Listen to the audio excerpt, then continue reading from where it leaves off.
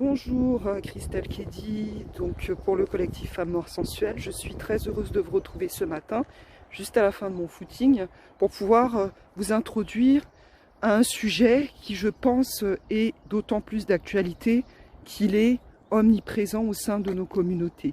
Il s'agit de la solidarité familiale, et particulièrement de la solidarité familiale avec les nôtres restés en Afrique ou aux Antilles. Pourquoi je pense qu'il s'agit d'un sujet d'actualité? Pour la simple raison que c'est tous les jours, toutes les semaines que nous accompagnons pour la plupart du temps, sur demande ou parfois de manière spontanée, les nôtres restés là-bas.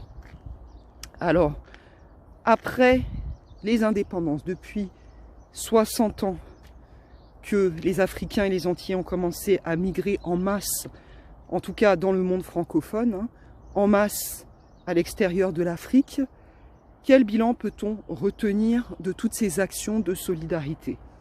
Est-ce que nous avons vu des générations d'entrepreneurs qui sont nés de ces élans de solidarité? Est-ce que nous avons vu des parcours scolaires édifiants qui ont été complètement financés par ces solidarités-là? Ou alors, interrogeons-nous sur la proportion de ce type d'initiative qui a porté des fruits sur du long terme. C'est-à-dire que nous pouvons observer par exemple les générations des années 70-80 arrivées en Europe ou aux États-Unis, au Canada ou en Australie, ou du moins dans le monde occidental, et qui ont financé à coup de mandats postaux, de Western Union, etc., qui ont financé des familles entières. Nous savons très bien à quoi nous faisons allusion lorsque nous parlons de familles entières en Afrique. Nous ne parlons pas d'une ou de 5 personnes, il s'agit souvent de cinquantaines, voire centaines de personnes, puisque les familles sont nombreuses et elles s'agrandissent malgré les conditions matérielles. C'est-à-dire qu'il y a déjà un irrespect de la tradition de nos ancêtres. Nos ancêtres faisaient beaucoup d'enfants parce qu'ils vivaient de l'agriculture, donc ils avaient de quoi se nourrir. Aujourd'hui, les gens sont en ville, ils font beaucoup d'enfants, sans même se garantir les moyens basiques de survie. Par conséquent, cela crée une dépendance soit à la délinquance, soit aux solutions d'opportunités de proximité. Donc on ne va pas parler de la vente de drogue, de la petite prostitution, on ne va pas parler des escroqueries en tout genre. Ou alors, pour les plus chanceux, entre guillemets, avoir un membre de la famille qui vit dans le monde occidental et qui est accablé, qui se sent obligé de réaliser des élans de solidarité de manière régulière. Alors, l'efficacité, la mesurer.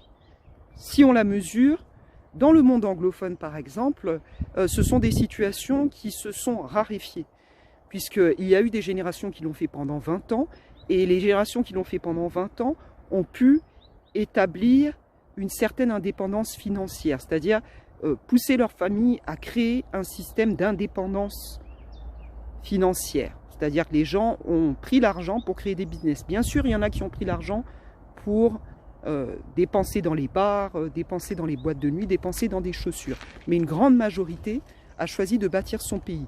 Et on s'étonne que le Nigeria soit une puissance économique sur le continent africain. Idem pour l'Égypte, idem pour l'Éthiopie, le Ghana, le Kenya ou l'Afrique du Sud. Qu'en est-il des puissances économiques en francophonie? Quel a été le bilan? Si nous parlons des Antilles, par exemple, la Jamaïque est connue pour son commerce et sa cuisine, entre autres. Que peut-on dire des colonies, des anciennes colonies françaises? Que peut-on dire de la Guyane? Que peut-on dire de la Martinique?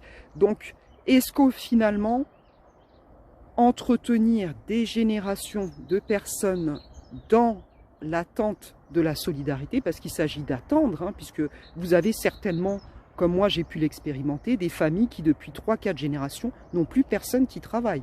Et les gens restent à la maison et se reproduisent. Alors madame a des enfants sans père, qui eux-mêmes ont des enfants sans père, et on compte sur le cousin retraité de 75 ans pour envoyer de l'argent.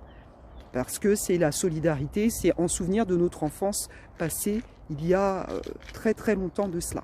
Alors je vous laisse réfléchir à toutes ces questions et je vous retrouverai dans une prochaine vidéo. Certainement que ce ne sera pas à la sortie de mon sport. Merci, c'était pour le collectif Femmes Noires Sensuelles.